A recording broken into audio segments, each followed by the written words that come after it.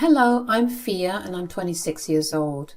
I had a very hard life growing up. My dad did not make it any easier for me, and in fact was the source of all the troubles I had. But recently karma came back to him so hard I can't help but laugh. So allow me to share my story with you. Everything began with my mom passing away. Before that, we were your normal, average American family. My dad, Hector, doted on my older brother, Sean, a little more, but he never really played favorites. But after my mom passed away when I was 12 and my brother was 18, things took a bad turn, to say the very least. Suddenly, my dad was always picking on me. Not for any other reason, but because Sean didn't like it.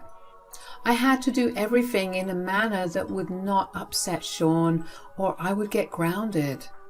Dad would never say a word against Sean if he did something bad. In fact, he'd find a way to somehow blame that on me. As I grew older, my dad began making me do all the household chores. Keep in mind that he never once asked Sean to do it.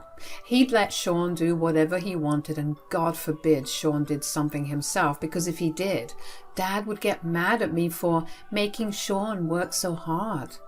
When I turned 15, Dad had me find a job because he was apparently tired of paying for me.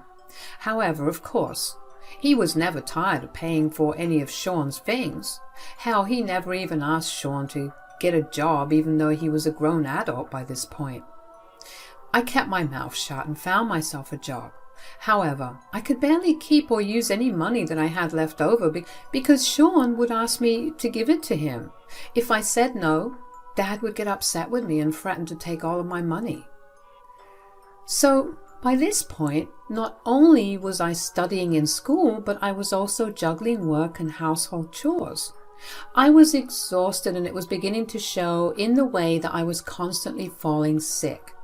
Dad never cared enough about it, except, and I vividly remember this, when one day he got my report card. "I got your report card." "Oh, that's good. How did I do?" "Care to explain why you got a B in history?" "Well, I was sick a few weeks ago, remember? I couldn't make the deadline for an assignment because of it." "That is not a valid reason at all." "What do you want me to say? That's the only reason I have." "You're grounded." "What? That's not fair." "What's not fair is me working my head off to give you a good education and you not delivering good results." "That's not true at all. A B is hardly a bad grade. Besides, Sean never brought home grades that were anything above a C. You never grounded him." "He's different." "I know, and you show that to me every single day. You let Sean get away with a lot because he's your favorite. If I did even a quarter of the things Sean did, you'd ground me for life." "Maybe you'd be my favorite if you actually showed me that you had something to favor." "Excuse me? I did everything around this house while studying and working. Sean does nothing but play his stupid video games all day long. You're being very mean." "You don't get to talk to me like that. You're doing what you have to do. Your brother is going through a rough time, and it's disgusting that you're putting him down for it." "Sean got fired from his job for stealing. How is he going through a rough time?" "I have not raised you to go against your family like this. If I hear another word against Sean, I will ground you for 2 more weeks." "I wish Mom was here. She'd definitely give you hell for how you're treating me." I stormed over to my room with tears in my eyes. I had never said a word against Dad before, when he used to be hypocritical.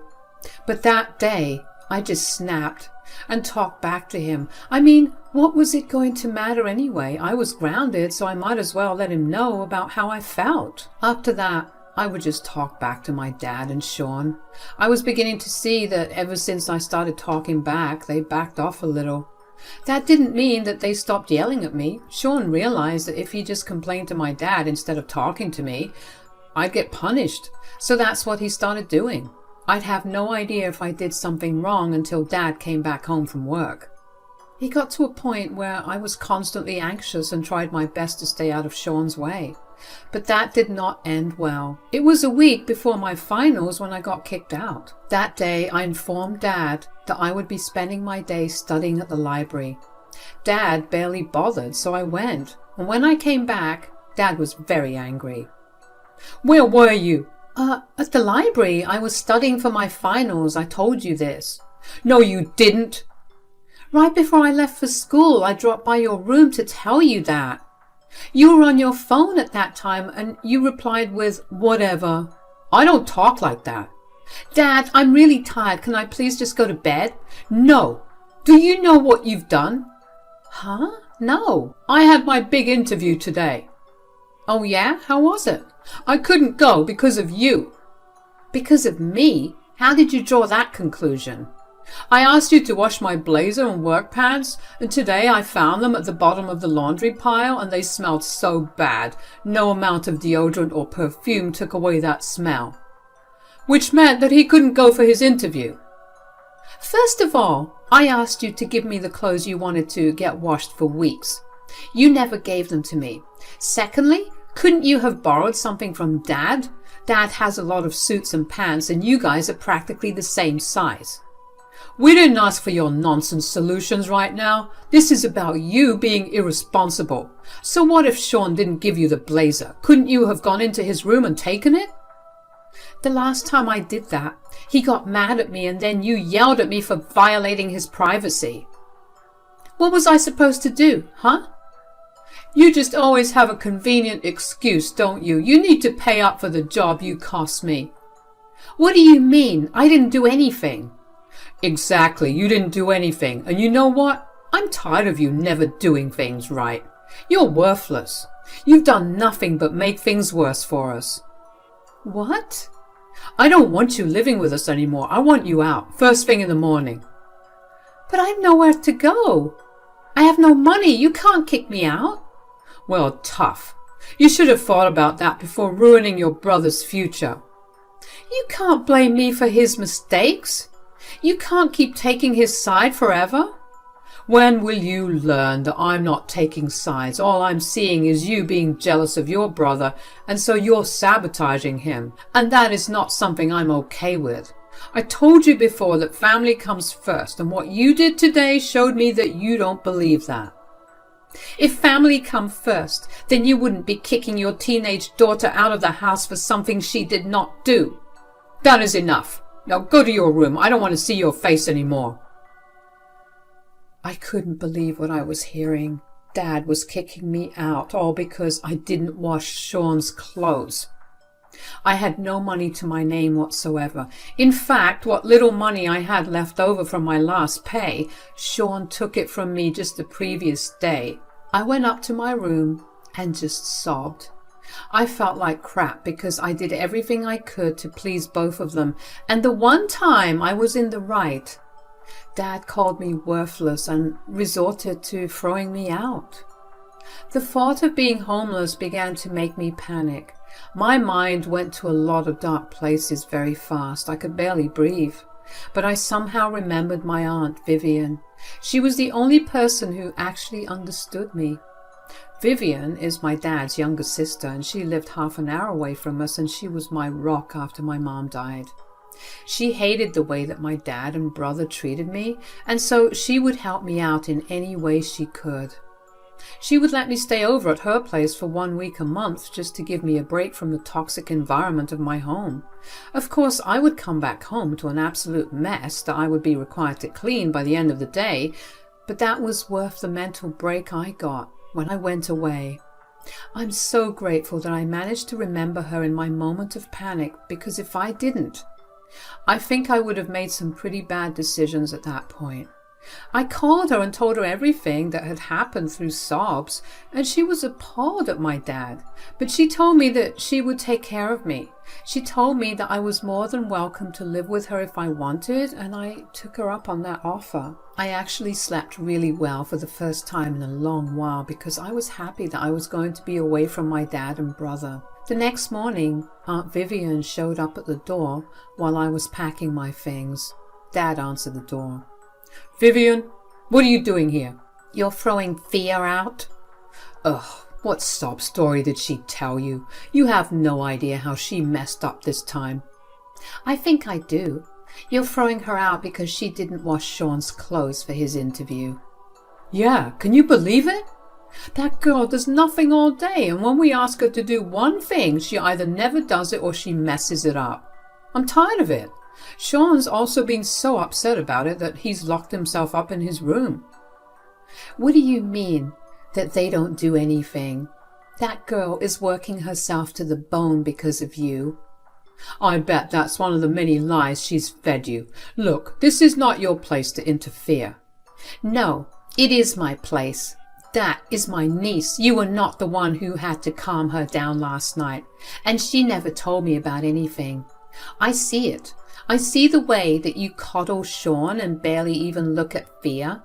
I see the way you spoil Sean with everything he wants while you make the work so hard for everything she does. So, she's going to need these skills in the future. Might as well start learning them early on. So Sean doesn't need these skills? He does, but he already knows them. Are you sure? Because your grown son couldn't do the laundry himself when he does nothing all day. I'll bet that he purposely missed that interview because he'd much rather mooch off of you for the rest of his life than work. He used Fia as the scapegoat so you wouldn't get upset with him. How are you not seeing any of this? Listen, I know that Fia's your favorite, but that does not mean that you get to talk bad about Sean. You can believe whatever you want, but you don't live with us, and you have no idea how things work on the inside. If you're done yelling at me for nothing, you can leave. No, I'm here for Fia. What do you mean? She's going to live with me from here on. At least I'll be able to give her a better life than whatever you've been giving her. Ha! Good luck with that one. Don't come crying to me when you want her off your hands, because I'm not taking her back in. You are a horrible father, and even more of a horrible man. Sean will screw you over one day, and then you'll realize how much you wronged Fia, and you'll feel sorry. Don't ever think that Fia will forgive you for it. Sean could never do anything wrong to me, and I'll live without Fia's forgiveness. Get her out as soon as you can, and let yourselves out. Dad turned around and walked back into the house. He and Aunt Vivian were having this conversation by the front door, and I was walking down the stairs at that point. So I heard the entire thing. I felt like a dagger went through my heart when my dad said all those mean things about me. Not only did he completely undermine all the hard work I did, but he also believed that Aunt Vivian would want to abandon me. Aunt Vivian noticed me and her anger softened. I walked over to her and she hugged me tightly. She silently took me back to her place where she sat me down and assured me that she would never abandon me. She apologized for never having done much for me before, but I told her she did more than she could ever have imagined. Aunt Vivian let me stay in for the rest of the week and took me out to a lot of places just to pamper me. I got a haircut, a lot of new clothes and shoes, a mani-pedi, and I got to eat all my favorite foods. The next thing that Aunt Vivian did for me was get me into therapy. After hearing me on the phone that day, she got scared out of her mind for me and asked me if I could talk about these things with a therapist. Of course I wanted to do it, and I slowly began to feel better. My life slowly started getting better after I started staying with Aunt Vivian. She helped me find a better job and made me work fewer hours. She was a lawyer, so she made more than enough money to sustain me and herself. She took care of me in every way she could. When it came time to go to college, she helped me find the best college for me and even paid for the entire thing. After I graduated, I found a good job and finally moved out of Aunt Vivian's place. Although I always made it a point to visit her every other day, I cannot even begin to express how grateful I am for everything she did. So I did my best to let her know in whatever little way I could. Before I knew it, 10 years had passed since my dad kicked me out. I mean, every now and then I would think about Dad and Sean, but never enough to actually make an effort to search for them. I knew who my real family was, and I kept her close to me. But then I got a call from an unknown caller. I didn't usually entertain those calls, but this number kept calling over and over again, so I picked up. and was beyond surprised to hear my dad on the other side. "Hello?" "Fia, sweetie, it's me, Dad." "Oh, hey, what do you want?" "Nothing, I just wanted to check in on you. Are you doing okay?" "Cut to the chase, Dad. You need something?" "I don't want any of your fake concerns and care." "Okay, fine. I need you to help me with something." "Why don't you ask your precious Sean to help you out?" "That's the thing. He's the one I need to get away from." "What? What do you mean?" "Please save me from your devil brother. I never knew that he was this bad." "What are you going on about?" "After you left." "You mean after you kicked me out?" "Fine, after I kicked you out. Sean became so much worse. He got harder and harder to be around because he would constantly lose his temper at the smallest things. Without you to take the fall, I was on the receiving end of it." "At least you acknowledged that I was being treated badly by Sean." "And then things got even worse. He got into some really bad company. I don't even know how. All I knew was that his friends were constantly over and they would sit in the basement for hours at a time." "I don't see how that's a bad thing." "Turns out they were doing drugs in there, like the very hard kind." "Oh, wow." "The thing is, somebody ratted out Sean's dealer and the police are looking into everyone who purchased from the dealer. Sean used my card several times to make transactions, and now I may become a suspect." "And you expect me to help you out? How?" "I can't say anything to the police." "Well, I told Sean that he had to take the fall if anything happened, and he refuses to do it. He told me that he'd do anything to not go to prison, even if that meant purposely throwing me under the bus." "I'm not surprised. You know you enabled this behavior in him, and now it's come back to bite you in the worst way possible." "I know. I was a horrible dad. I just need you to give me some money so I can get away from here. Turns out Sean used up all my money to fund his addiction. I have absolutely nothing to my name except for this house. You have to help me get out of here, please." "I actually don't have to help you with anything. You made your decisions long ago and now you need to deal with them. Besides, I'm way too worthless to help you out." "I said I was sorry." "Well, sorry will never bring back the years of my life that I spent being tortured by you and Sean, will it?" "So you're just going to let your dad go to prison for a crime he didn't commit?" "You may not have committed the crime, but you definitely were involved in it. You taught Sean that you'd always let him get away with anything. You'd punish anyone but him for his wrongs. And now that you have no one to punish, you're the one that's going to face the consequences." "I can't believe that you're turning your back on me when I most need it." "You did the same to me. You told Aunt Vivian that you could live without my forgiveness, right? Then live by it. I don't owe you anything. You need to deal with the consequences of your horrible actions. I wish you nothing but luck. Never contact me again. Bye." I hung up on my dad after that and blocked his number. My hands were shaking. I couldn't believe what Dad told me. I mean, was there a chance that Dad was only making the entire thing up because Sean must have just been stealing from him and he needed a crazy enough excuse for me to send him money? Yeah, but Dad sounded so distressed over the phone that I couldn't help but think that whatever he was saying was true. I also didn't like how he involved me in his issue now. If the police did want to find him, I'd be on his contact list and I will be involved. I was happy not knowing where he was for the last 10 years, and even if I did get curious every once in a while about how he was doing, I never wanted him to reach out to me like this. The first thing I did after I spoke to Dad was go over to Aunt Vivian's and tell her what had happened. She was furious with Dad for not involving me in things and assured me that nothing bad would happen to me. She told me that if I ever get questioned, I need to ask her before answering anything, and also to never try to contact my dad in any way. I wasn't planning on that anyway because I wanted nothing to do with that man. For the next few days I was racked with anxiety and paranoia. And then the police did eventually come to see me. Thankfully, Aunt Vivian decided to stay with me for a few weeks just in case something happened, so she was there with me.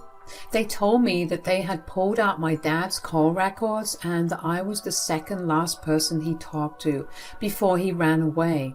I told them in full detail about what the conversation was and also explained my history with him. The police got whatever they wanted out of me, thanked me, and left.